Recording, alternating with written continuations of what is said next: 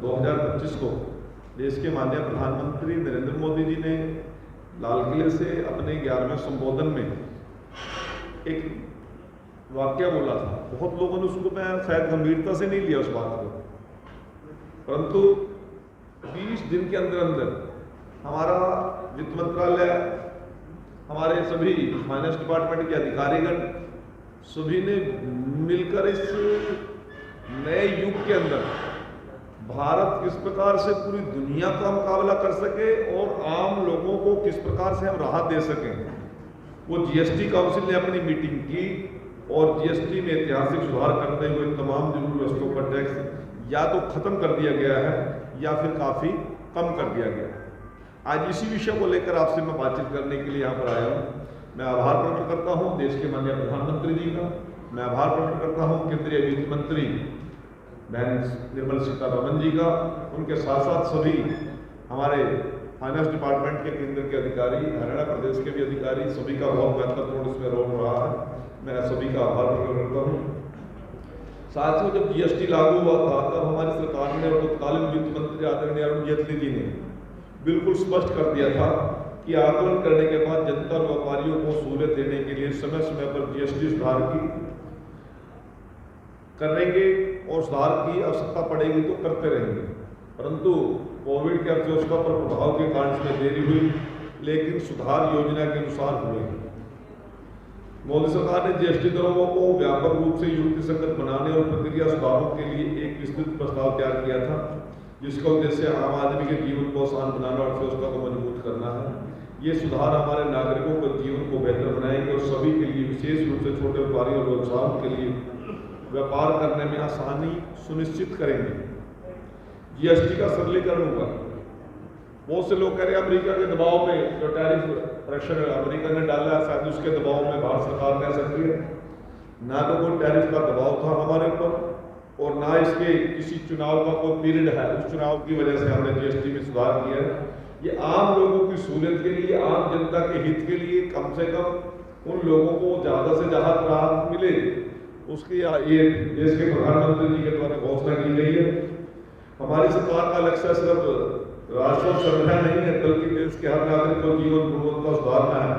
Tax दरों की इस बड़े पैमाने पर समीक्षा से आम आदमी की रोजमर्रा के खर्चों में कमी आएगी, स्वास्थ्य और बीमा सेवाएं सस्ती होंगी और व्यापारिक माहौल में सुगमता बढ़ेगी। यह कदम निश्चित तौर पर देश की आर्थिक ताकत को मजबूत करेगा और नई उम्मीदें जगाने का भी काम करेगा। यूपीए सरकार जीएसटी लागू करना चाहती थी, लगातार प्रयास किए, परंतु विभिन्न जो प्रांतीय सरकारें थी वो जीएसटी के लिए वो राजी नहीं कर सकी, जबकि केंद्र के अंदर हमारी सरकार बनी और हमारे प्रधानमंत्री जो पूर्व वित्त मंत्री जो आज दुनिया में नहीं है, अरुण जेटली जी के भागीरथ प्रयास से सभी प्रदेशों के मुख्यमंत्री और सरकारें भी सहमत हुई और एक बहुत बड़ा मूलभूत सुधार हम कर सके। ये हमारी सरकार की बहुत बड़ी उम्मीद थी। कांग्रेस जब जीएसटी नहीं लागू कर सकी तो फिर वो वैट लगाती थी। उसके शासनकाल में कोई एक समान दर नहीं थी वैट की और राज्य प्रवेश कर अलग से एक्सेस वो टैक्स लगाते थे, एंट्री टैक्स। इसी प्रकार का समझ से बिगड़ता था। राज्यों में कर रिटर्न, ऑडिट और जुर्माने में कोई एकरूपता नहीं थी, जिससे अनुपालन का बोझ बढ़ता था। उस समय कमजोर इनपुट क्रेडिट टैक्स क्रेडिट प्रावधानों के कारण दुरुपयोग संभव था, जबकि केंद्रीय निगरानी की कमी के कारण कर चोरी की गुंजाइश थी। सेवा कर के साथ दोहरा कराधान, बार बार दरों में बदलाव और अलग अलग ढांचों में नई विकृतियां पैदा की। इसलिए राज्यों के सहयोग से 2017 में जीएसटी लाया गया था। मैं आपको बताना चाहता हूं, कांग्रेस को तय करना होगा कि इस कटौती का या तो समर्थन करें या विरोध करें, क्योंकि वो जीएसटी के ऊपर बड़े कटाक्ष कर रहे हैं कांग्रेस के लोग और विरोध करने का दम नहीं कर पा रहे, क्योंकि ये जनता के हित के लिए कदम उठाया गया। विपक्ष से कुछ नेता 40% टैक्स स्लैब पर सवाल उठा रहे हैं। क्या कांग्रेस पार्टी चाहती है कि तंबाकू और गुटखा पर सिर्फ 5% टैक्स हो? ये हमें पत्रकारों के माध्यम से लोगों तक ये सवाल जाना चाहिए। वो कहते 40% टैक्स लगा दिया। हमने उन चीजों पर लगाया जो आम जनमानस के हित में नहीं है। गुटखा स्वास्थ्य के लिए हानिकारक, तंबाकू उन पर लगाया टैक्स। इसी प्रकार से मैं आपको बताना चाहता हूं, कांग्रेस का दोहरा चरित्र यह है कि काउंसिल में तो ये लोग समर्थन करते हैं, जब जीएसटी काउंसिल की मीटिंग में वहां समर्थन में थे और बाहर निकल के फिर ये विरोध करते हैं। इसलिए साथियों, आपके बीच में हम ये बात लेकर आना जरूरी था, इसलिए आपके बीच में आए। अक्सर सरकारें छोटे छोटे उपाय जनता खुश करने की कोशिश करती है, लेकिन मोदी जी का दृष्टिकोण अलग है। नागरिकों को वास्तविक राहत देने वाले बड़े कदम उठाना पसंद करते हैं। इसी साल में आम बजट में आयकर में 12 लाख रुपए तक की आय को कर से दी गई ऐसी छूट ने हर वर्ग के करदाताओं को अप्रत्याशित राहत दिया। उसमें माना गया सरकार ने जनता को अपनी प्राथमिकता में सबसे ऊपर रखा है।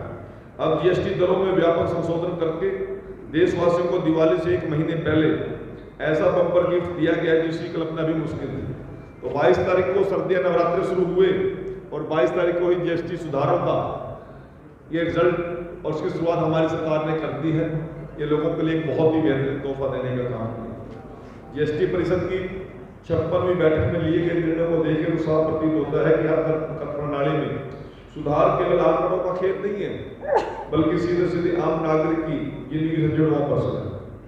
22 सितंबर से लागू होने वाले बदलाव में जहां एक और रोजमर्रा की वस्तुओं को सस्ता कर घर घर को राहत दी है, वहीं दूसरे क्षेत्रों में कर का बोझ और भारी कर दिया है।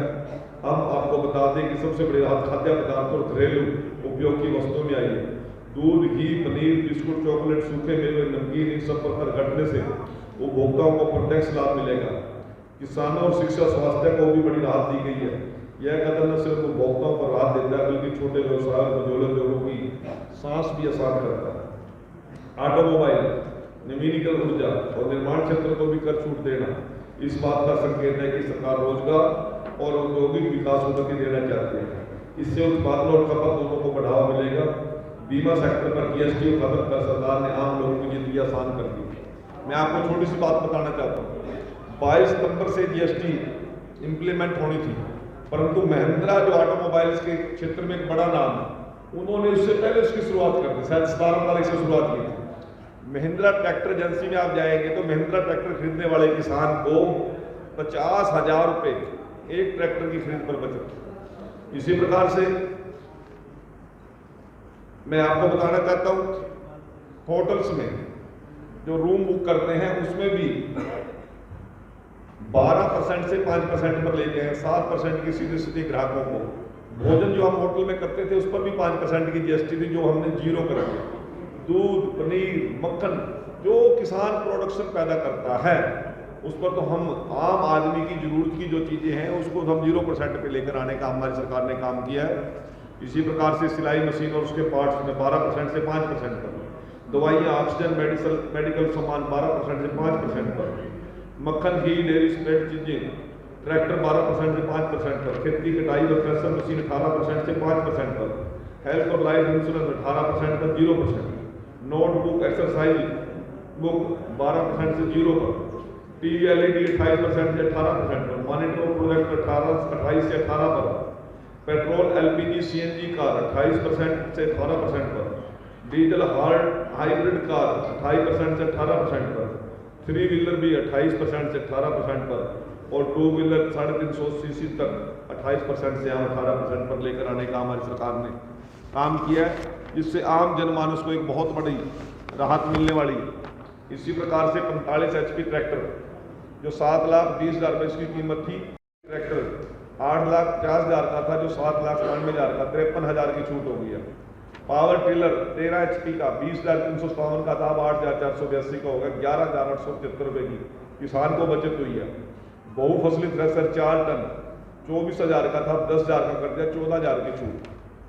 इसी प्रकार से धान रोपण यंत्र 4 पंक्ति बो बिहाइंड 26,400 का था, 11,000 का हो गया, 15,400 की बचत होगी।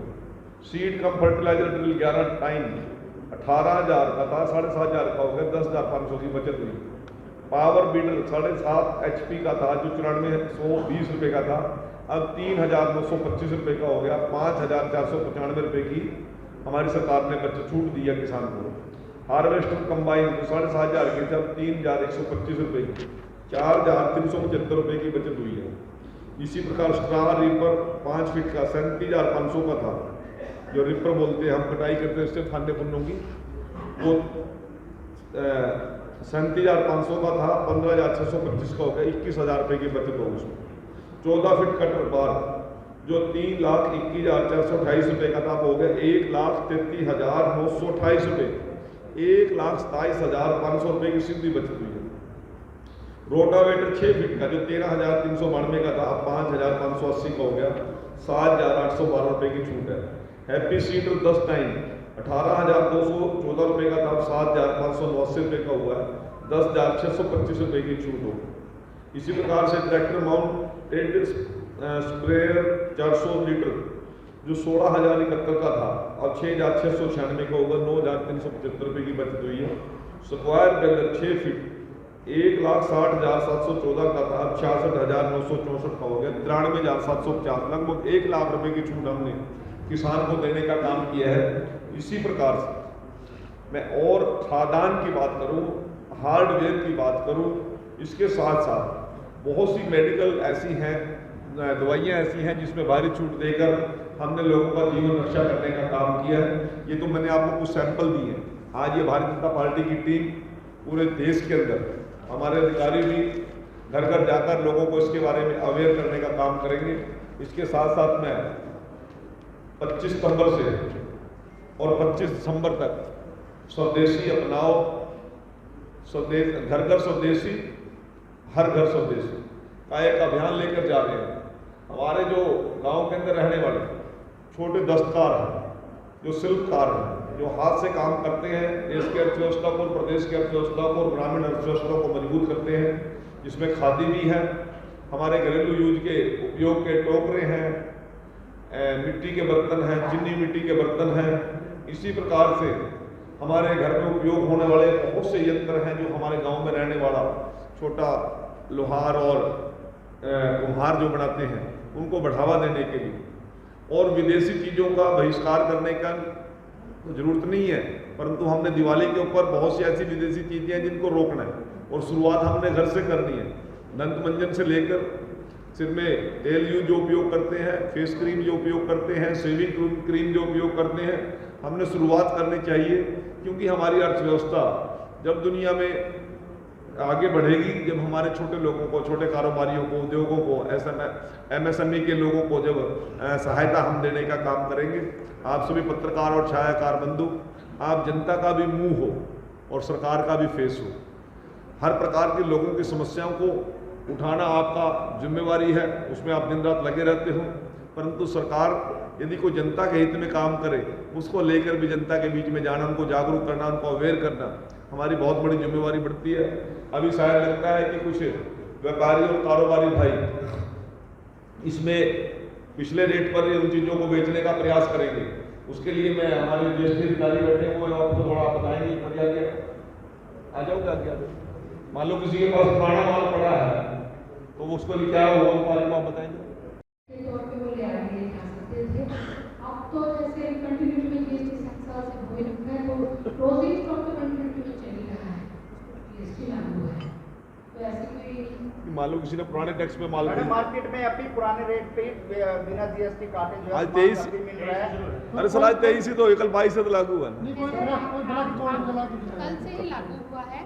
किंतु अगर कोई ऐसी डिस्क्रिपेंसी हमारे सामने आती है कि वो पुराने टैक्स रेट ही लगा रहा है, तो हम अप्रोप्रिएट एक्शन उन पे लेंगे। तो मैडम शॉपकीपर क्यों नुकसान उठाएगा अगर उसने पूरे में सामान खरीदा है तो? तो पुराने रेट से लेके वो तो पुराने से लेके आया ना, वो क्यों नुकसान? नहीं, वो तो अभी देश सरकार की जो नीति है उसके ऊपर तो सबको अमल करना है। पीछे पूरा जीएसटी देके आया, आप उसी दाम में बेचेगा। बट देन दैट इज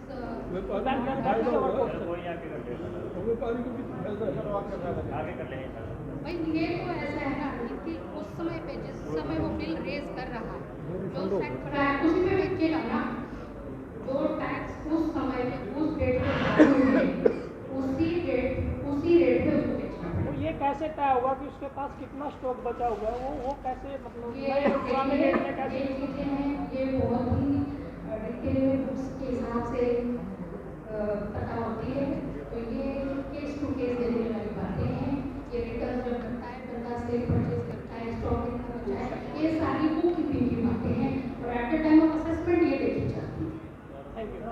कोई रास्ता निकालेंगे। जीएसटी रिफंड भी तो होती है ना, यदि कोई हैवी रेट में पुराने रेट में चीज़ लेके आए उसको आप यदि रिलैक्स करके देगा तो उसकी जीएसटी रिटर्न सरकार करती है। सब कंज्यूमर तो एंड यूजर हो गया ना जी। नहीं, मेरी बात नहीं समझ रहे आप। दुकानदार नहीं नए रेट पे पुराने रेट पे बेचेगा, उसकी जीएसटी रिफंड करने की सरकार की जिम्मेवारी है, वो सरकार करके देगी। वो अरे आपने ये कहा कि आपने माल खरीद लिया, आप फोन खरीद लाए, पुरानी जीएसटी पे लेके आए, हो गया, आप इसको नए रेट पे बेचिए, पुराने पे मत बेचिए, आपसे रिफंड करने की जिम्मेवारी हमारी है। हमने दुकानदार को तो करते हैं, कंज्यूमर को कहाँ से रिफंड करेंगे? कंज्यूमर को रिलीफ देना हमारी जिम्मेवारी है, दुकानदार की मदद करना हमारी सरकार की जिम्मेवारी है, और सभी दुकानदारों ने को इसके लिए पहले से अवेयर किया गया है और उनको हर प्रकार की रिलीफ देने के लिए सरकार जिम्मेवार है। मंत्री जी, किस नंबर पर शिकायत करे कोई अगर दुकानदार पुरानी उस पे बेचते तो किस नंबर पर शिकायत करे? कोई नहीं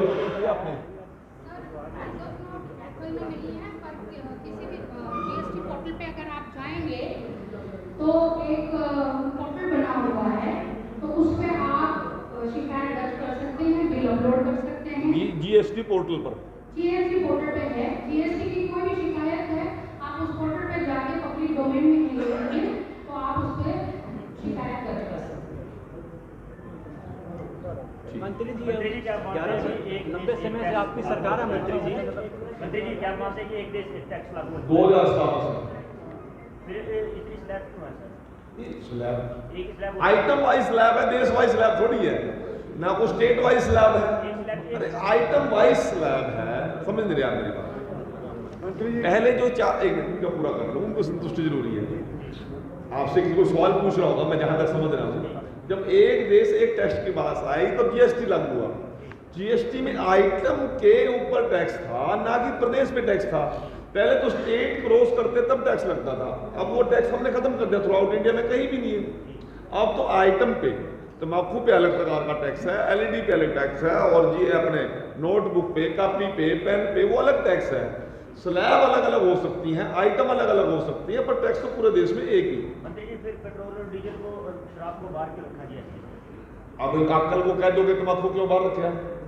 तम्बाकू में शराब में कोई अंतर नहीं समझ रहे, माल कर रहे हैं आप। मंत्री जी टैक्स आएगा तो उसके भी कम रेट होगा। किसके? पेट्रोल डीजल के कम होंगे ना, पेट्रोल और डीजल का दाम। अरे आप मेरी बात नहीं सुन रहे।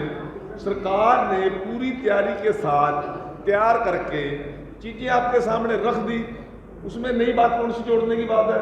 जिन लोगों से राय लेनी थी ली होगी, जिस चीज पे कैलकुलेशन किया होगा कर दिया होगा।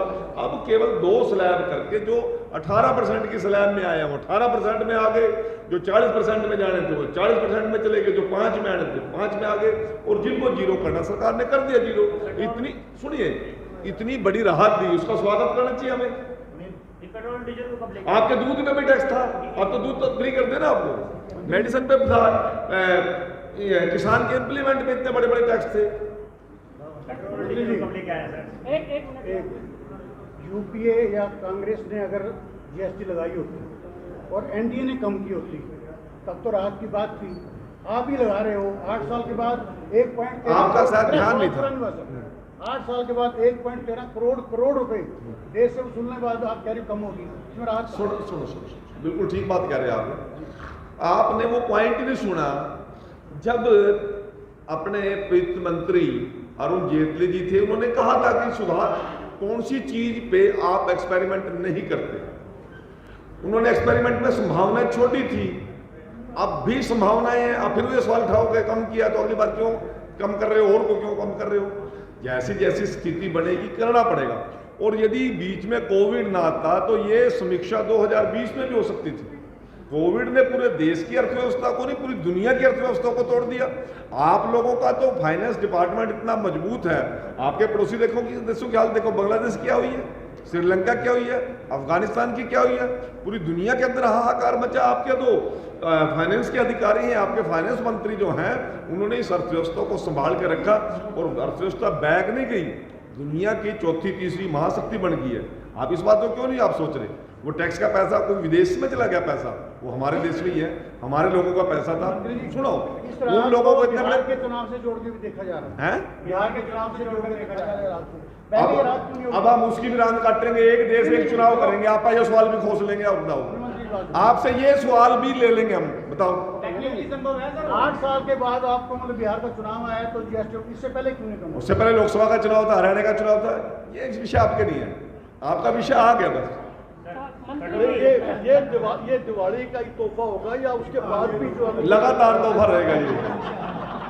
ये आपके कैथल में कुरुक्षेत्र तक आने में भी 2.5 घंटे लगे करते। आज 40 मिनट में 20 मिनट में आप कुरुक्षेत्र अप डाउन कर रहे, इतनी बढ़िया सड़क दे दी, टैक्स आई होगी है। सर कैथल से कुरुक्षेत्र से कैथल पहुंच जाते हैं, लेकिन कैथल से घर नहीं पहुंच पाते, इतने गड्ढे हैं सड़कों में। और अब बारिश का सीजन ऑफ हो गया ना, करेंगे इसको ठीक। मंत्री जी आपने ज्यादा गुस्सा ना मंत्री मैं जी बता रहा हूँ सर, मेरा मनौरी धरती में हूँ मैं। कुरुक्षेत्र से मैं कैथल आसमान बात में कर रहे हैं, नहीं। मैंने चल आगे कहा चल, आगे चल। मंत्री जी लेकिन आप आपका तीसरा इंजन काम नहीं कर रहा कैथल में। कोई नहीं, ठीक कर देंगे उसमें। नहीं, मंत्री जी आपने तमाम अब कपिल शर्मा जी डीएमसी आ गए हमारे। मंत्री जी आपने तमाम लिस्टें बताई भाई, इसमें 40,000 ये तो कुछ भी लिस्टें नहीं है, ये तो सिर्फ प्रेस में इतना बड़ा ग्रंथ नहीं लेके आ सकता था जो कुछ। 100 में मिल रही है, 30-40,000 रुपए का फर्क गाड़ियों में एक जिले से दूसरे जिले में आ जाता है। जब तक आपका प्रेस में ध्यान ही नहीं था। मैंने क्या बोला है, एक एक चीज को लेके हम मार्केट में भी जाएंगे, हमारी फौज भारतीय जनता पार्टी की सेना हर दरवाजे तक जाएगी, हर घर तक जाएगी, अवेयर करके आएगी। पूरा लगातार 25 दिसंबर तक हमारा एक भी कार्यकर्ता, एक भी विधायक, एक भी मंत्री, और ये प्रेस में आके बताने का क्या मतलब है, लोगों को अवेयर करना है आपके माध्यम से। कुछ आप करेंगे, कुछ हम करेंगे, कुछ प्रिंट मीडिया करेगा, सुनो, कुछ हमारा सोशल मीडिया करेगा, सरकार का जो सोशल मीडिया है वो करेगा। लोगों के बीच में जाने का तो प्रोग्राम बताने के लिए आए हो आपके बीच में। मंत्री जी मैं कल रात 5-7 दुकानदारों पे गया, जिसमें दूध की भी है, डीलर है। वो कहने लगे जी हमारे पास तो जब कंपनी से माल आएगा, हमारा तो अभी पुराना पड़ा है, हम इसको बेचेंगे उसके बाद। तो ये जो है इसको सरकार ने पहले स्टिकर क्यों नहीं दे दिए उनको कि वो पुराने माल पे भी लगा सके उनको?